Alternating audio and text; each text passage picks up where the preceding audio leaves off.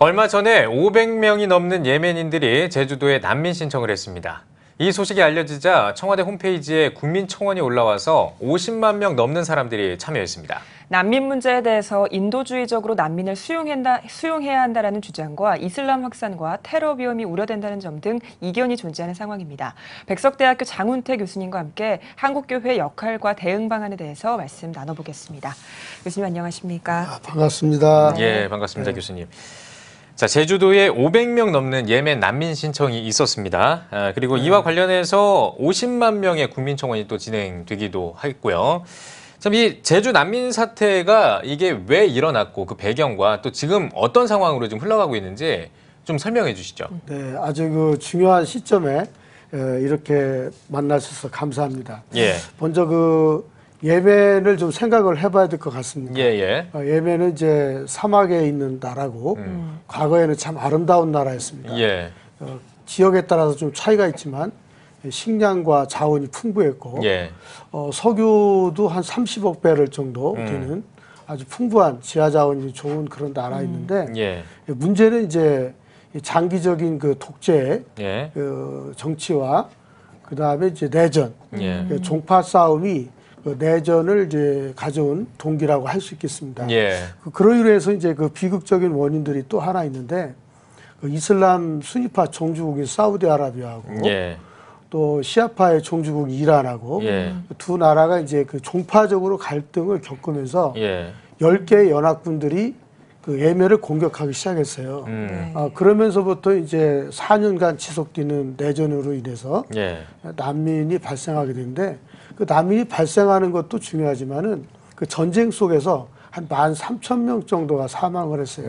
그리고 28만 명 정도의 난민이 발생하게 된 거죠. 이 사람들은 이제 유럽이나 또 아시아나 미국이나 여러 지역으로 흩어지게 되는데 그런 와중에서 또 한 가지는 2017년 6월부터 11월 달까지 전염병이 이제 돌아다닌 거예요. 콜레라가. 도저히 그 나라에서 살 수가 없었죠. 그러니까 역사의 문명이고 그 인도양의 교류 문명지임에도 불구하고 이런 비극적인 일들이 이렇게 생겼다는 것은 지구상의 하나의 재앙이 아닌가 그렇게 생각합니다. 거기에다가 이제 또 외세의 침입이 매우 강렬했고 또 이러면서 이제 난민 출발로 인해서 전 세계가 같이 고통을 겪는 그런 시대적인 사건이 되었다고 볼 수 있겠습니다. 네.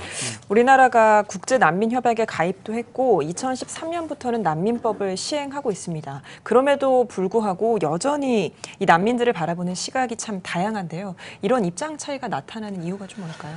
뭐 생각의 차이, 관점의 차이라고도 할 수 있겠지만은 먼저 이 찬성하는 사람 또 반대하는 사람도 의견이 분분해서 청와대 한 50만 명 정도 올라가지 않았나 그렇게 생각합니다.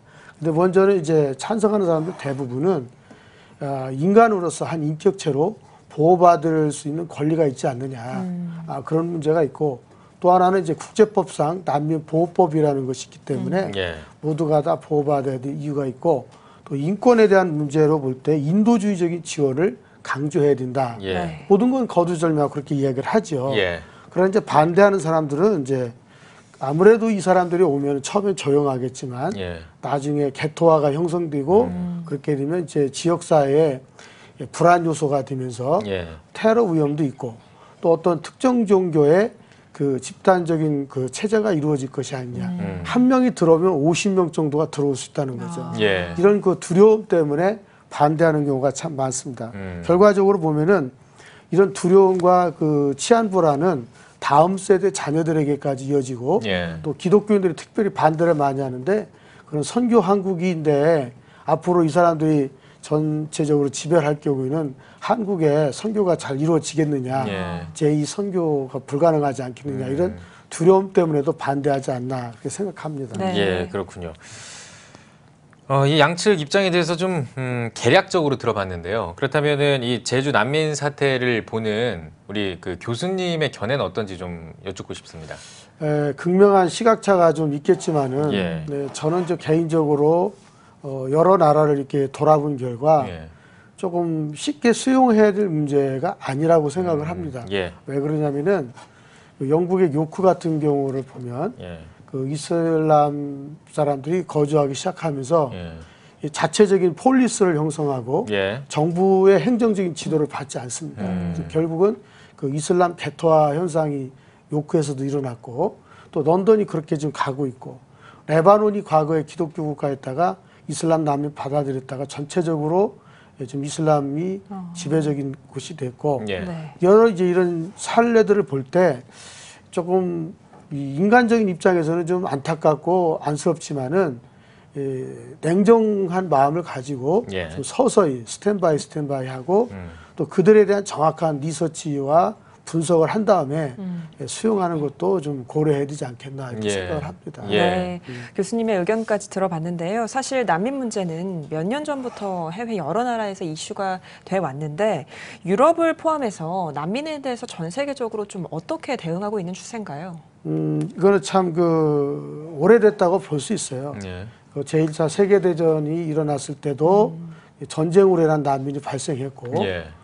또 중간중간 기후변화나 또 어떤 지진에 의해서도 난민이 생기고 그리고 또 2차 세계대전에도 발생했고 이러면서 지금까지 난민으로 생활한 사람도 많이 있습니다. 그러나 이제 이 아랍의 봄 이후에 2011년 예. 아랍의 봄 이후에 중동 난민이 발생하면서부터 전 세계적으로 이슈가 되고 관심을 갖게 되었다라고 이렇게 볼 수 있겠습니다. 예. 근데 이제 2011년부터 발생한 난민들은 2017년에 오면서 전 세계적으로 6,850만 명 정도 엄청난 숫자가 이제 자기 고국을 떠나서 고향을 떠나서 방황하게 되는데 그렇게 방황을 함에도 불구하고 난민 가입에 든 전 세계 144개 국가에서도 다 수용을 하지 않습니다.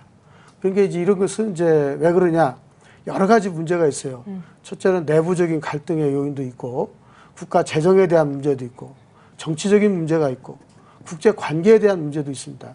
결국에는 이제 그 강대국들의 이권에도 문제가 있기 때문에 이 난민 문제는 쉽게 해결될 수 있는 것은 아니라고 생각해요. 예. 그러나 이 문제는 앞으로도 계속해서 발생할 우려가 있다는 것을 염두에 두고 우리나라도 이 점에 대해서 법과 또 사회적인 것과 교회의 모든 것이 준비되어야 되지 않겠냐 이렇게 네. 보고 있습니다. 예. 네.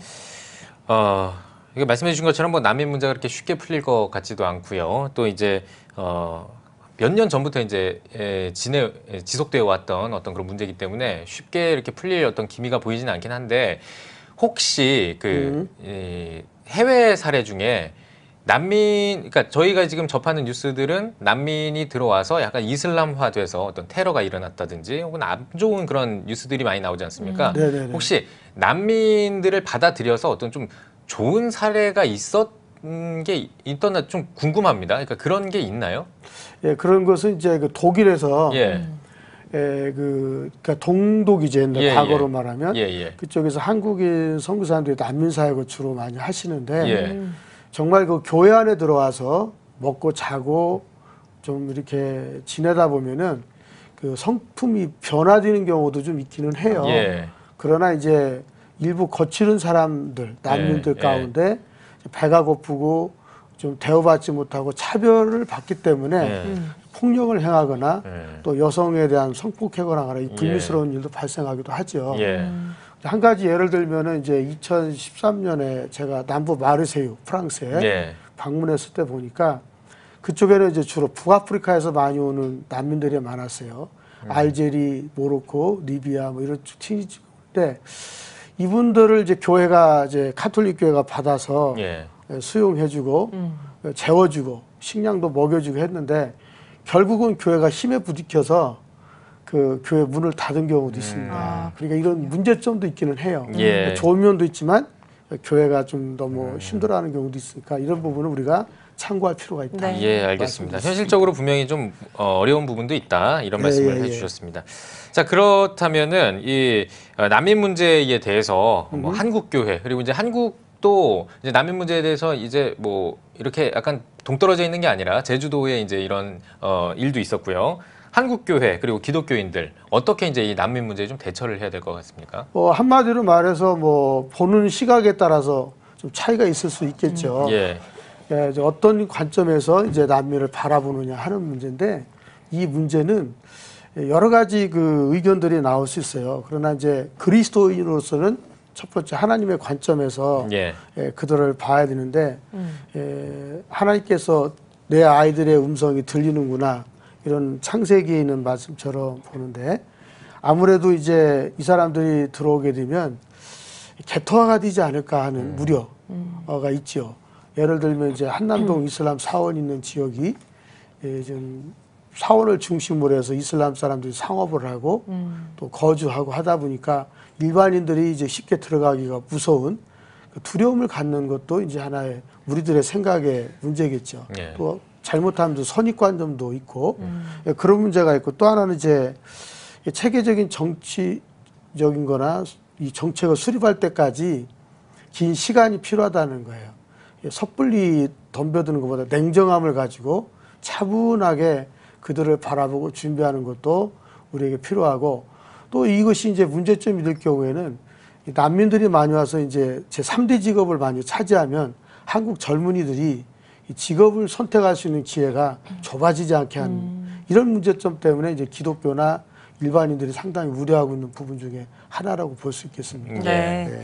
한국교회가 이주민 근로자나 다문화 가정을 대상으로 다문화 사역을 되게 오랜 기간 해왔는데 현황은 어떤지도 궁금하고요. 혹시 난민들을 위한 사역도 있었는지 이 부분도 좀 궁금합니다. 네, 다문화 사역에 대해서는 이제 그 구체적으로 각 지역마다 교회마다 또 정부가 적극적으로 지원해서 많이 하고 있는데 네. 그 가운데 들어와 있는 난민들에 대해서는 교회라든지 사회기관이 그렇게 많이 활동한 것 같지는 않습니다. 예. 조금 미비한 상황인 것 같은데 아무래도 이 한국교회가 이제 거시적인 차원이나 아니 우주적인 차원에서 본다면 그들도 하나님의 형상을 가진 사람이다.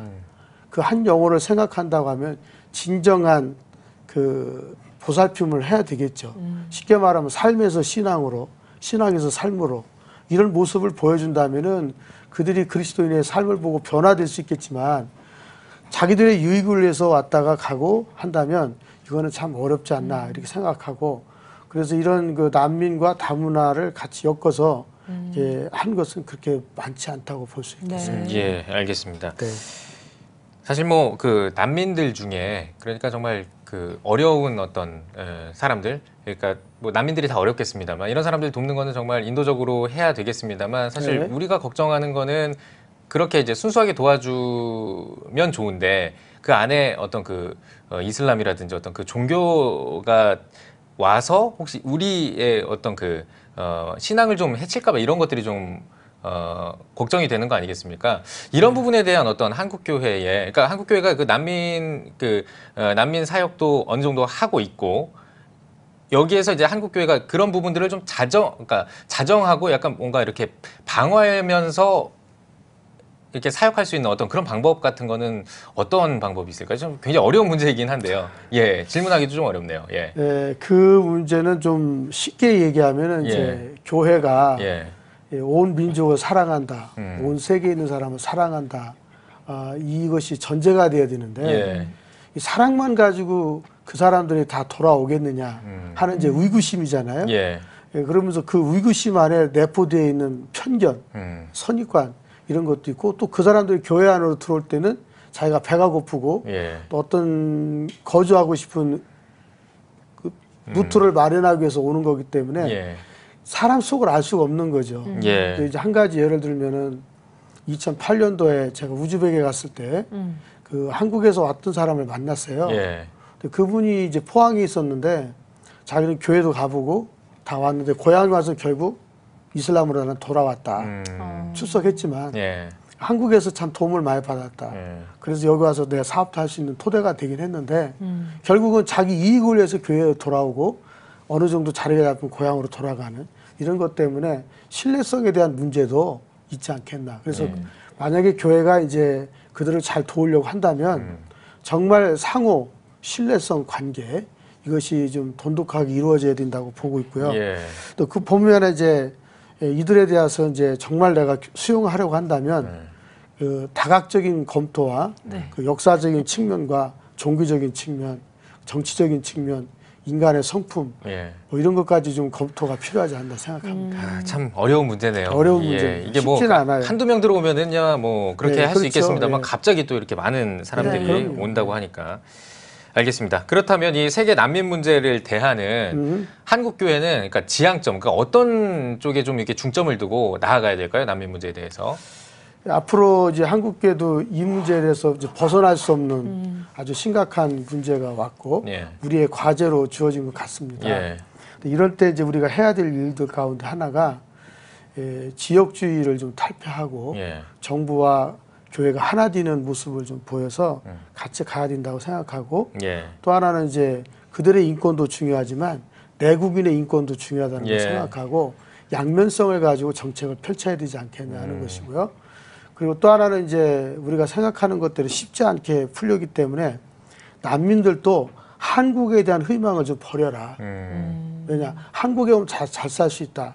제주도 왔다 서울로 갈 수 있다. 이런 희망을 좀 버리고 가능하면 자기 고국에서 살아갈 수 있는 방법을 모색하도록 해주고 그다음에 이제 만약 이 사람이 와서 어느 정도 기간을 머무르면 다시 본국으로 돌아가도록 그 조치를 취해주는 방법도 난민 문제 해결의 한 방법 가운데 하나라고 생각합니다. 예. 또 이제 결론적으로 말하면 난민의 출발부터 도착까지 전 과정을 실천적으로 또 실질적으로 논의해서 이 대안을 구성하는 TF팀이 좀 필요한 것 같아요. 예. 교회는 교회대로, 정부는 정부대로 또 사회 문제와 다학적인 측면에서 이런 것을 구성하지 않으면 앞으로 이 문제는 내전의 문제까지 먼 훗날에 예. 갈 수 있다고 볼 수 있습니다. 이거는 예. 뭐 빠른 시일 내로 오는 건 아니지만 그래도 4, 50년 후에는 이런 한국도 레바논이나 예. 요르단이나 또 중동의 문제처럼 이런 문제가 발생되지 않을까 하는 예. 조심스러운 생각도 해봅니다. 예, 네. 그러지 말라는 법이 없기 때문에 그렇죠. 더더욱 지금 이제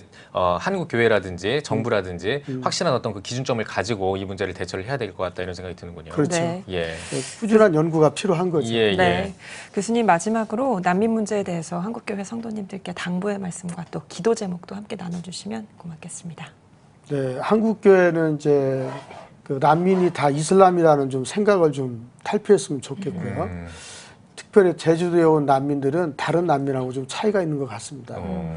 경제적 난민이라고 생각할 수 있죠. 예. 그들은 지식자들이고 돈이 있는 사람이잖아요. 부르코에서 온 사람들이기 때문에 예. 그들은 되돌아가야 된다고 생각해요. 그러나 이제 일단 이 땅을 밟아서 잠시 머무는 동안에 예. 한국 교회는 그리스도의 사랑이 무언가를 좀 그들에게 보여줄 수 있는 넓은 마음이 필요하고 예. 또 영적인 측면에서 볼 때 우리 한국 교회가 지나칠 정도로 잠을 자고 있다는 거예요. 목회자와 신학자, 또 신학교, 신학생, 또 이 사역하는 사람들이 좀 더 말씀에 가까이 가서 하나님의 말씀을 듣고 또 듣고 들어서 그 말씀을 좀 실천하고 또 이렇게 해서 기도를 좀 많이 해서 우리나라가 다시 한번 평양 대붕 일어난 것처럼 네. 다시 소생하는 희망 있는 국가가 됐으면 좋겠습니다. 네. 예. 알겠습니다.